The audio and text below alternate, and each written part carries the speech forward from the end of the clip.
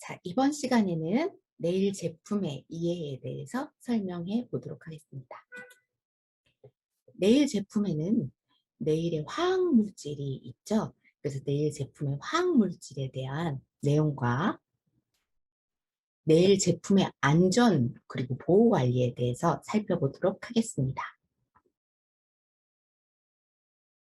네일 제품 화학 물질에는 제품 리스트를 먼저 작성을 해야 되겠죠.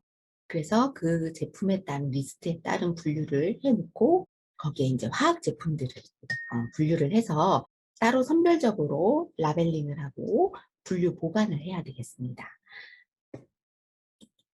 자, 그러면 네일 제품 화학 물질이 어떻게 분류를 하는지, 리스트업을 하는지 살펴보도록 할게요. 자, 일단은 먼저 메이크업과 페디큐어를 분류를 해야겠죠. 작업 항목에 따라서 분류를 하는 거예요. 먼저 분류를 해놓은 다음에 여기서 일회용으로 사용을 하는지 또 아니면 네일 용기에 덮어서 사용하는 제품들이 있는지 이런 것들을 분류를 해놔야 돼요. 그래서 일회용으로 사용하는 것들이 보통 우드 스틱, 우드 파일, 오렌지 우드 스틱, 탈지면, 키친타월, 위생봉지 같은 것을 일회용 제품으로 체크를 하셔야 되겠죠. 그리고 네일 용기에 넣어서 사용하는 제품들은 보통 베이스 코트, 풀 코트, 큐티클 오일, 큐티클 연화제, 네일 폴리시 리무버, 핸드크림, 에탄올 등 이런 것들을 덜어서 사용을 하죠. 덕용으로 구매를 한 후에 디스펜서나 아니면 네일 용기에 덜어서 사용을 합니다. 그리고 네일 폴리시 리무버 같은 경우에는 디스펜서의 3분의 2 정도만 짜라서 사용을 하는 것이 좋습니다. 그리고 이 제품에 따른 보관 장소도 체크를 해 놓는 것이 좋은데요.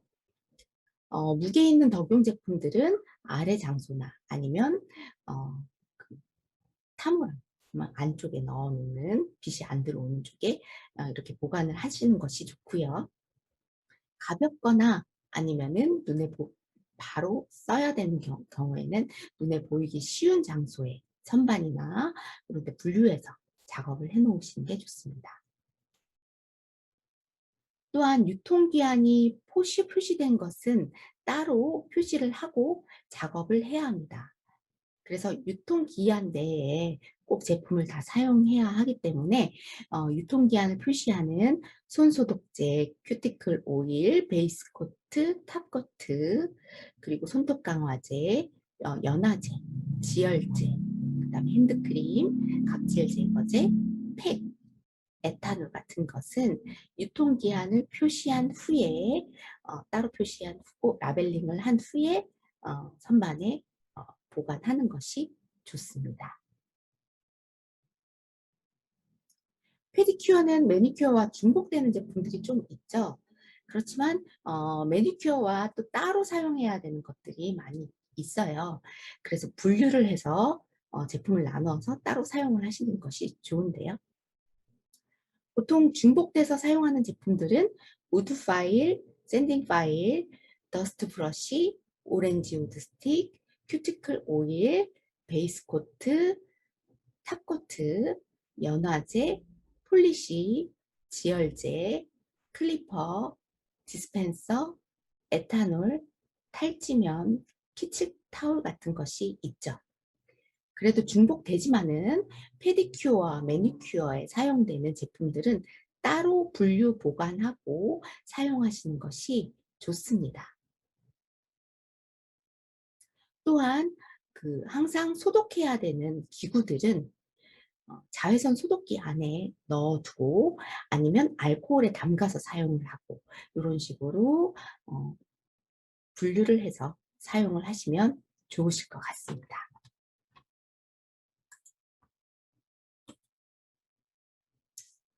또 인조네일과 젤네일의 제품들이 있죠. 그래서 인조네일 할 때, 서비스할 때 작업자가, 네일 미용사가 관리하는 제품들을 리스트업해서 따로 분류하시는 것이 좋은데요. 일회용품으로 사용하는 제품과 네일 용기에 덜어서 사용하는 것들, 그리고 그런 것들을 따로 분류를 해서 체크를 해 놓으시고요.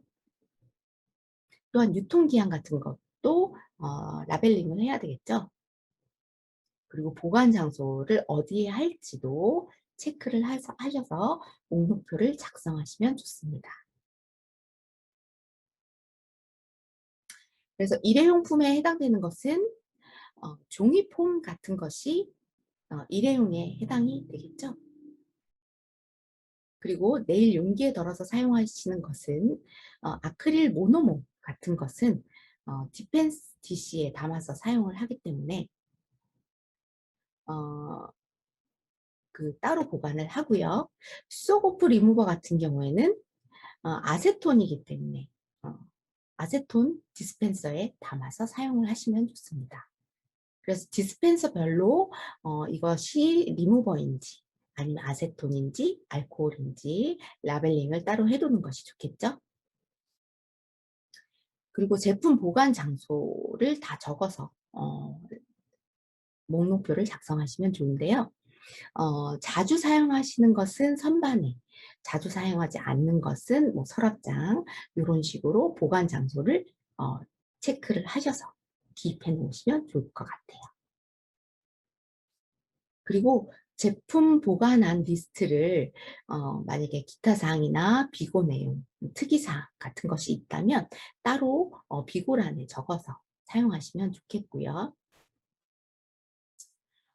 유통기한 같은 경우에는 프라이머라든지 베이스 젤, 탑 젤, 본더, 젤 클린저, 그다음에 소고프 리무버, 그리고 클리어 젤, 핑크 젤, 화이트 젤 이런 것들은 유통기한을 표시해 놓는 게 좋겠죠. 이렇게 이제 인조네일과 젤 네일을 제품 분류해서 목록표 작성하는 법을 보여드렸습니다. 자, 그러면 어떠한 제품들이 쓰여지는지 살펴볼게요. 먼저 알코올 같은 경우에는 70% 농도를 사용을 해야 되고요. 그리고 작업대 위에 그 기구, 시술자와 손을 소독할 때도 사용을 하고요. 기구 소독할 때도 사용을 하죠. 알코올이 굉장히 많이 사용을 하기 때문에 보통 덕용을 구매해서 따로 디스펜서나 아니면 분무기 이런 식으로 용기에 덜어서 사용하는 편입니다. 폴리시 리무버는 에나멜 리무버라고도 하죠. 그래서 에나멜을 제거할 때 쓰이고요. 인조네일과 자연네일의 컬러만 제거할 경우에도 사용이 됩니다. 그리고 아세톤, 피부 자극이 적은 것과 자극이 많은 것, 이제 아세톤 성분이 많이 들어있는 것과 들어있지 않은 것을 분류해서 보관하시면 좋고요. 네일 제거를 원할 때는 퓨어 아세톤, 100% 아세톤 원액을 사용하기도 합니다. 베이스 코트는 폴리시 에나멜 바를 때 사용하는 베이스 코트인데요. 손톱 표면에 바르는 거죠. 그래서 진한 컬러가 들어간 베이스는 안 좋습니다. 그래서 투명한 컬러 아니면 연한 베이지 컬러, 핑크 컬러 이런 것들을 선택하시면 좋고요. 손톱 착색을 방지하기 때문에 에나멜이 잘 부착되도록 바르는 것이 중요하겠죠. 자, 이제 탑코트입니다.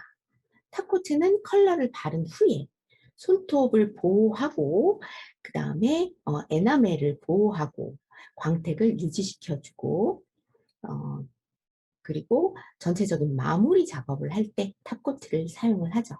그래서 탑코트를 바르게 되면 에나멜이 더 오래 유지되는 효과를 볼 수 있습니다.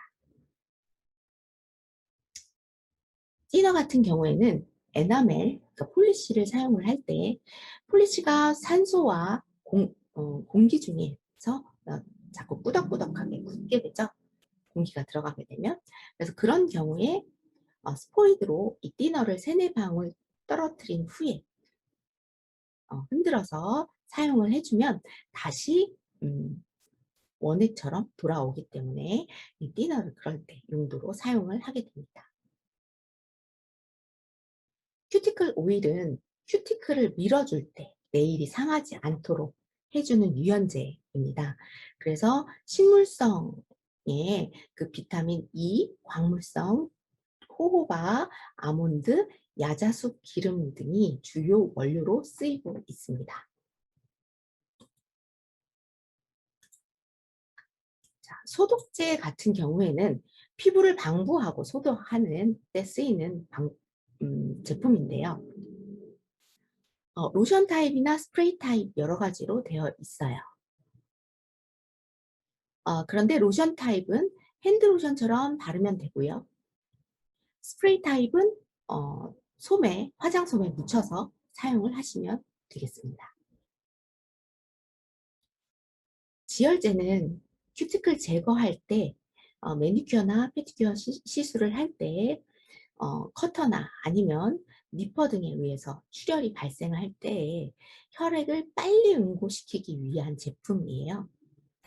그래서 케어를 한다거나 아니면 시술 중에 피가 나는 경우에는 이 지혈제를 한두 방울 떨어뜨려서 빨리 응고를 시킨 후에 다시 처치를 하고 시술을 하시면 되겠습니다. 드라이 오일은 에나멜을 바른 후에 조금 더 빨리 마르게 하기 위해서 바르는 오일입니다. 또한 에나멜 드라이어는 10에서 15cm 정도 떨어져서 뿌리게 되면은 에나멜이 빨리 건조가 되는 효과를 볼 수 있습니다. 네일 강화제는 베이스 코트를 바르기 전에 손톱에 영향을 주고 보호하기 위해서 손톱이 일어나는 거나 부서지는 거를 방지하기 위해서 쓰는 제품입니다. 골드글루는 네일 팁 아니면 랩을 접착시킬 때 네일 표면 위에 바르는 거고요. 필러 파우더의 두께감을 형성하게 하기 위해서 베이스 작업으로 골드글루를 사용하게 되죠. 이것은 매우 강한 접착력과 화학 성분을 가지고 있기 때문에 주의해서 발라야 합니다. 젤글루는 골드글루보다는 점성이 강해요. 끈적끈적하죠. 그래서 최종 마무리로 팁 위에 접착할 때 사용을 합니다. 그래서 두께감을 좀 만들어줄 수가 있습니다. 필러 파우더는 손톱 팁이나 랩 위에 손톱과 자연 손톱과 팁의 경계선을 지울 때 사용되기도 하고요. 손톱 전체적인 두께감을 줄 때 파우더를 사용하기도 합니다. 골드글루랑 같이 사용을 하면 되겠죠. 네, 글루 드라이어 같은 경우에는 글루나 젤을 빨리 건조시키기 위해서 뿌려주는 건데요. 이것도 10에서 15cm 정도 떨어져서 해주어야 합니다. 그리고 냄새가 좀 강하고 화학 성분이 강하기 때문에 가급적이면 환기가 잘 되는 곳에서 해주시는 것이 좋습니다.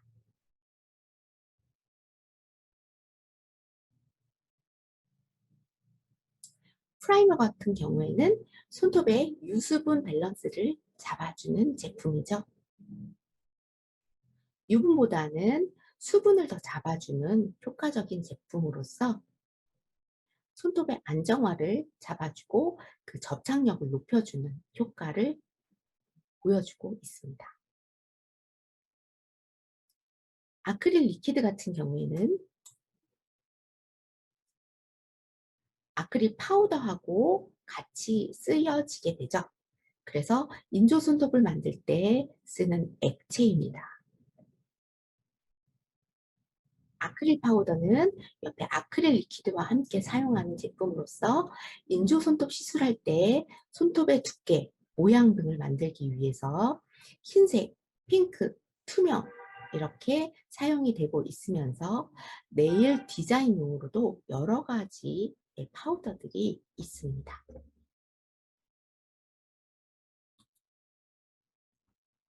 자, 이제 우리는 네일 제품 안전과 보호 관리에 대해서 공부를 해볼 거예요.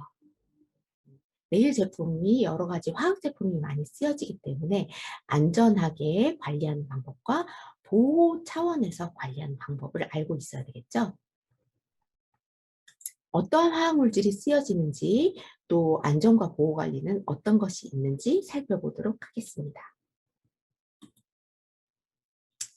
보통 네일샵에서 사용되는 유해 화학 물질로는 아세톤, 아세토나이트릴, 아세트산 부틸, 프탈산 부틸, 디부틸, 초산 에틸 이렇게 쓰여집니다. 아세톤 같은 경우에는 네일 착색을 한 것을 제거하는 제품이죠. 그래서 이거에 많이 노출이 됐을 경우에는 두통이나 어지럼증, 그리고 눈, 피부, 목구멍이 따가운 경우가 있습니다.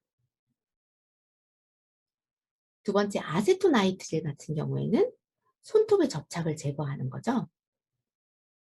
그래서 많이 노출되었을 경우에는 코와 목구멍이 따끔거리고 호흡곤란이 오고 메스꺼움, 구토, 힘이 빠지고 피로가 많이 쌓이게 됩니다. 아세트산 부틸 같은 경우에는 네일 착색제를 말해요. 아니면 네일 착색 제거제도 포함이 되고요. 이것도 마찬가지로 많이 노출이 될 경우에는 두통을 동반하고 눈, 피부, 코, 입, 목구멍 같은 곳이 따끔거리게 됩니다. 수탈산 지불칠 같은 경우에는 네일 착색제에 들어가는 성분으로서 메스꺼움이나 눈, 피부, 코, 입, 목구멍 따끔거리고 오랜 시간 노출됐을 경우엔 다른 심각한 증상, 알레르기라든지 호흡기 질환이라든지 이런 것이 생길 수가 있습니다. 초산 에틸 같은 경우에는 네일 착색제, 착색 제거제, 손톱 접착제에 들어가는 성분으로서 눈, 위, 피부, 코, 입, 목구멍, 따끔거림이 생길 수가 있고요. 많이 노출되었을 경우에는 졸도의 위험도 있다고 합니다. 그래서 이것이 장기적으로 반복해서 사용하거나 고농도 용액에 노출이 되면 이런 화학물질이 신체에 해를 주게 되죠. 그래서 시술자들은 꼭 마스크를 하고 환기를 철저하게 하는 것이 중요합니다. 또 유해 화학물질로는 메타그릴산 에틸, 포르말린, 아이소프로필 초산, 메타크릴산, 메타크릴산 메틸 같은 것이 있는데요. 메타크릴산 에틸은 인공 네일 용액이에요. 그래서 천식, 기침을 한다거나 눈, 피부, 코, 입이 따끔거리고 집중력이 곤란하고 그리고 임신 기간에 많이 노출될 경우에는 태아에 영향을 줄 수 있다고 합니다. 포르말린 같은 경우에는 네일 착색제나 네일 강화제에 들어있는 성분이에요. 그래서 기침, 침식, 호흡기에 문제가 생기게 되고 알레르기 반응 같은 것이 나오게 되고 장기간 노출이 되었을 경우에는 암을 유발할 수가 있다고 합니다. 아이소프로필 초산 같은 경우에는 네일 착색제, 착색 제거제에 들어있는 성분으로서 졸리거나 아니면 목이 따끔거리거나 눈, 코에 문제가 생기거나 하는 경향이 있습니다. 메타크릴산 같은 경우에도 네일 착색 바탕제에 들어가 있는 것으로 피부가 화끈거리거나 눈, 피부, 코, 입, 목이 따끔거립니다. 그래서 고농도 노출 시 호흡곤란을 일으킬 수 있습니다. 메타크릴산 메틸 같은 경우에는 음, 대부분의 많은 주라고 하는 것은 미국인 경우이죠. 우리나라 같은 경우에서도 인공 네일 제품인데 사용이 금지된 경우도 좀 있어요. 그래서 천식, 이나 피부의 따끔거림, 그리고 집중력 곤란, 후각 상실까지도 유발할 수가 있다고 합니다. 대부분 네일샵에서 발생하는 화학 물질 같은 경우에는 피부나 점막, 그리고 호흡기 계통에 영향을 주고 문제를 일으키는 것이기 때문에 네일샵에서는 충분한 환기와 그리고 마스크 착용, 또 보호 안경 착용, 또 어 안전한 안전 의복 착용을 하는 것을 권장하는 편입니다. 그래야 안전하게 시술을 할 수가 있기 때문에, 오랜 시간을 하게 될 경우엔 문제가 생기기 때문에 어 안전하게 관리하시는 것이 좋습니다. 그러면 이런 안전 제품을 선택하는 것에는 어떤 규칙이 있는가 살펴볼게요. 산무와 무산이라고 있는데요. 산무는 어, 톨루엔 포르말린 프탈산 디부틸, 요것이 가장 독성 있는 화학물, 유해한 화학물이기 때문에 이것이 없는 제품을 선택하기를 권장합니다. 그리고 무산이라는 제품은 라벨에 표시가 되어 있는데요.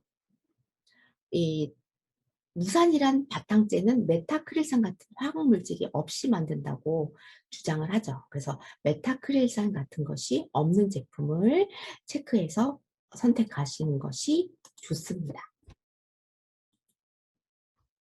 자, 그러면 어떻게 환기를 하고 안전하게 작업을 해야 할까요? 그 환기는 정말 중요한 것이 실내의 화학물질의 수치를 낮추기 때문에, 그렇기 때문에 가장 좋은 방법이기 때문에 건강을 증진시킬 수가 있어요. 그래서 음, 창문과 아니면 문, 서로 맞닿은 창이나 이런 부분들을 활용을 해서 어, 환기를 공기가 순환이 될 수 있도록 해주시는 게 좋고요. 순환이 잘 안 된다 하면 팬을 설치하는 것도 한 가지 방법이고요.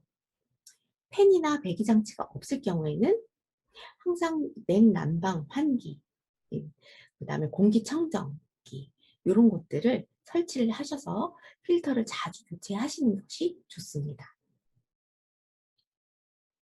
그리고 안전한 작업을 위해서 사용하지 않을 때는 병을 완전히 닫아서 내용물이 쏟아지거나 공기 중에 퍼지지 않게 해줘야 돼요. 그래서 어, 그 라벨링을 꼭 해주시는 게 좋죠. 그래야지 어떤 화학 성분이 들어가 있는지 확인할 수 있고, 그거를 중요하게 안전하게 작업하도록 유의할 수가 있으니까요. 그리고 안전한 폐기를 해야 돼요.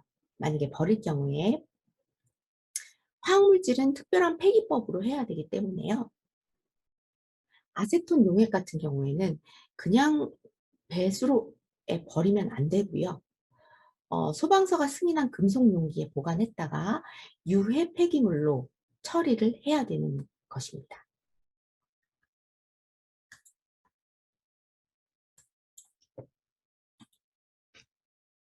또 제품과 보통 자주 접촉이 되죠, 시술자들은. 그래서 장갑을 착용하는 게 좋습니다. 장갑은 니트릴 장갑, 그러니까 보호 장갑, 그 실리콘 재질의 장갑을 끼는 경우가 있는데요. 그럴 경우에 니트릴 장갑 같은 경우에는 알레르기가 있는 경우도 있어요. 그러면은 그 안에 면장갑을 끼고 니트릴 장갑을 끼는 것이 좋습니다. 그냥 라텍스 장갑이나 비닐 장갑은 어, 아세톤을 취급할 때 적절한데 시술을 할 때 불편할 수 있기 때문에 니트릴 장갑이나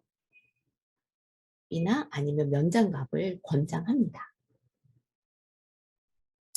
또 호흡기를 보호하기 위해서는 마스크를 꼭 해야 되는데요. 분진이 많이 나오는 작업 중에 하나죠, 네일 작업이. 그래서 마스크가 꼭 미국 산업안전보건연구원이 승인한 마스크를 사용해야 해요. 그래서 분진이나 바이러스, 병균으로부터 보호할 수 있겠죠. 그런데 냄새 같은 경우에는 필터링이 없기 때문에 기능이 안 되죠. 냄새는 맡을 수 있게 되어 있어요. 그래서 저희는 코로나가 발생하기 전부터도 항상 분진 마스크를 끼고 시술을 했습니다. 그렇게 해야 시술자의 건강과 그리고 어, 작업 환경이 좋아지기 때문에 꼭 마스크는 하시는 것이 좋습니다. 또한 유해 노출에 방지하기 위해서 어떠한 피나 체액이 닿지 않도록 하는 것이 좋아요. 그러니까 고객의 손에서 피가 나거나 아니면 어떤 체액이 내 손에 닿았다 하면은 그게 이제 감염이나 오염이 될 수가 있기 때문에 그러기 위해서 항상 일회용 장갑을 사용을 하고요. 사용 후에는 즉시 버리는 것이 좋습니다. 그리고 항상 물과 비누로 깨끗하게 세척하는 것이 생활화되어 있어야 되고요.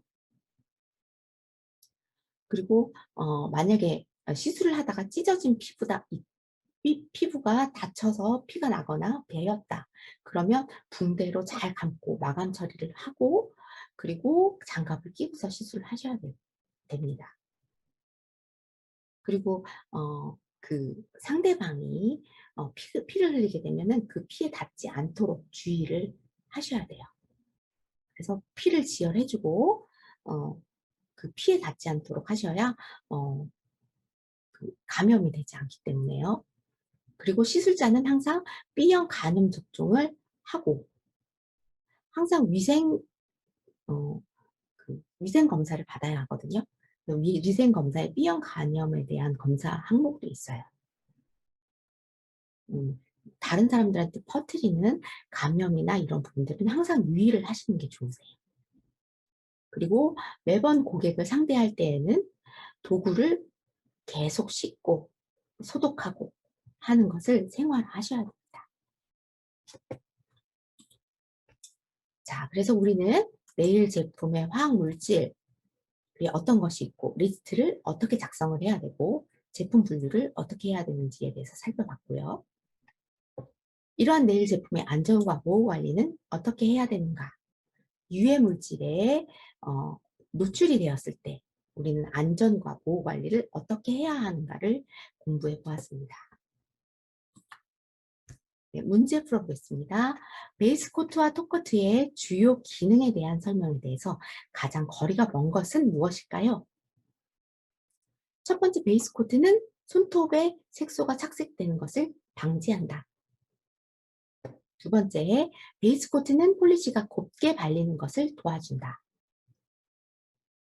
세 번째, 톱 코트는 폴리시가 광택을 더하여 컬러를 돋보이게 한다.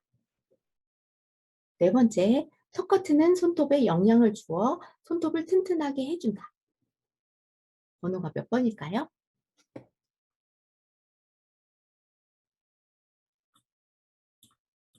네, 정답은 4번입니다. 네. 손톱에 영향을 주고 손톱을 튼튼하게 하는 것은 손톱 강화제 아니면 손톱 영양제에 해당이 되겠죠?